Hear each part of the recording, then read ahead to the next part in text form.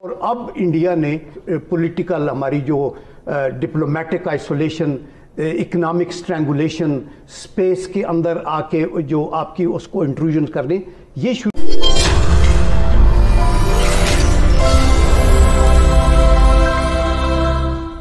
जाहिर है इंडिया 5 गुना बड़ा है। हम उससे बहैसियत मुल्क भी छोटे हैं, हम उससे बहैसियत अफवाज भी छोटे हैं।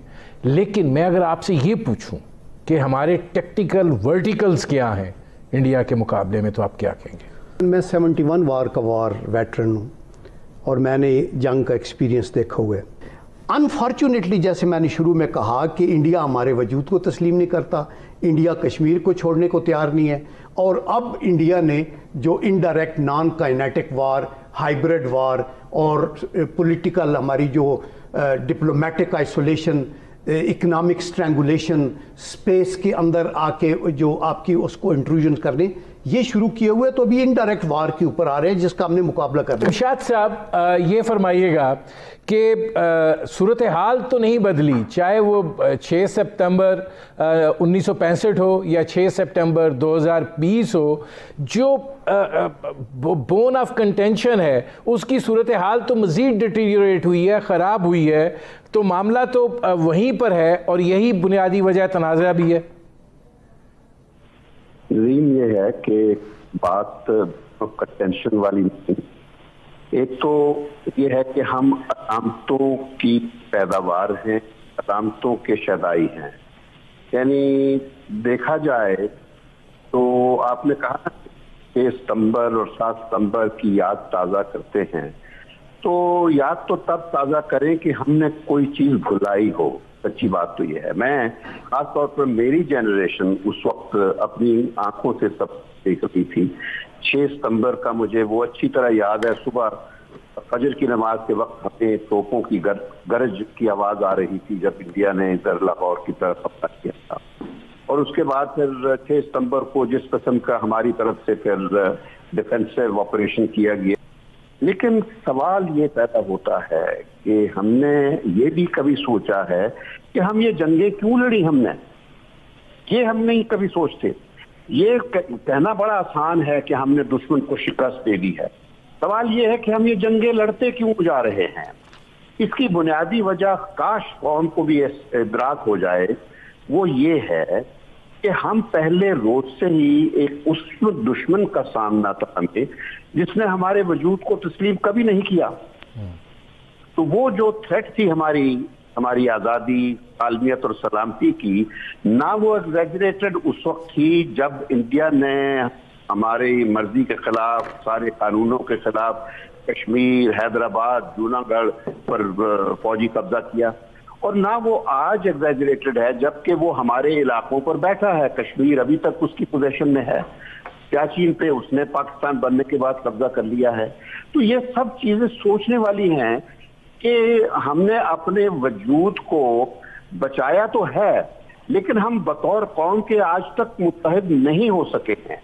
ये कौम आज जो कौमियत का जज्बा है, ये आपको सिर्फ 14 अगस्त और 23 मार्च को नजर आएगा, उसके अलावा कहीं भी नहीं, ना सड़कों पर, ना ऐवानों में, ना दफ्तरों में, ना यूनिवर्सिटियों में, ना अदालतों में, किसी जगह भी आपको वो पाकिस्तानियत जिसकी खातर कायदे आज़म ने हमें ये पाकिस्तान बनाकर दिया था, जिसकी खातर मेरी जो जनरेशन है उन करोड़ों मुसलमानों में शामिल है जिन्होंने बकौल जलसा के हमने अपना घर बार छोड़कर हम उधर से इधर आए थे, और हम तो उस पाकिस्तान की तलाश में आए थे जिसका तसव्वुर हमें हमारे कायद ने दिया था, या जिसका तसव्वुर अल्लामा इकबाल ने सोचा था ख्वाब की सूरत में। आज भी मैं उसी पाकिस्तान की तलाश में हूँ, मगर मुझे पाकिस्तान नजर कोई नहीं आता है।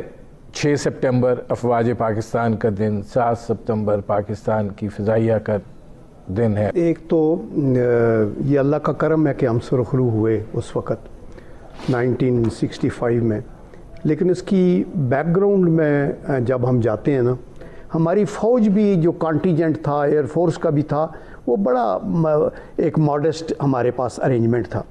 तो इस सूरत में फिर ये ऑपरेशन जिब्राल्टर, चूँकि कश्मीर से कमिटेड थे हम, वो लॉन्च किया गया। फिर ये छम जोड़ियाँ और अखनूर की तरफ अफवाज बढ़ रही थी। ऑलमोस्ट थ्रेटन हो गया था अखनूर, तो इंडिया ने रात के अंधेरे में इंटरनेशनल बॉर्डर को क्रॉस किया 6 सितंबर को।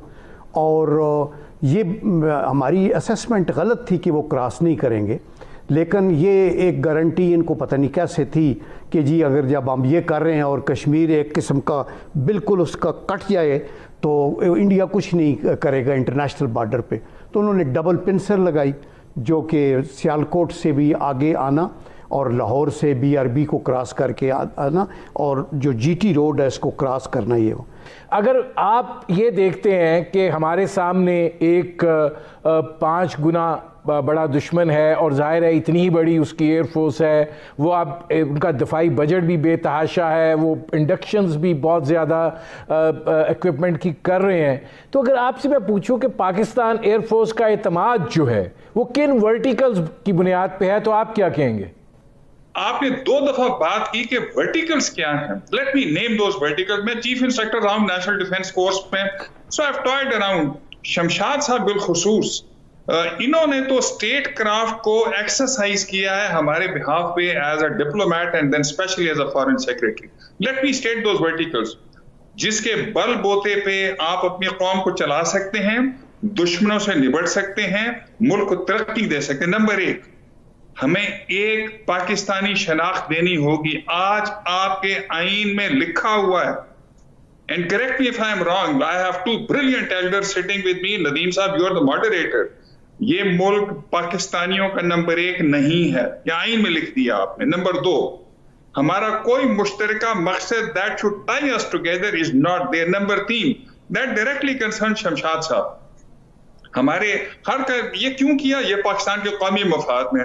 अल्लाह के बंदो, और मैं आप जैसे मॉडरेटर्स और एंकर्स को पूछता हूं, जब मिनिस्टर आते हैं, कयूम भी जब आते थे आपके पास एज अ मिनिस्टर, तो आपने शमशाद साहब ने से क्यों नहीं पूछा कि आप हमें 4 पाकिस्तान के अहम तरीन कौमी मफाद लिख कर दें, 1 2 3 4 ABCD, जिसके लिए पाकिस्तान की अफवाज as a last resort employ होंगी। मुझे कोई डिप्लोमेट जवाब नहीं दे सकता, कोई एयर मार्शल नहीं जवाब दे सकता।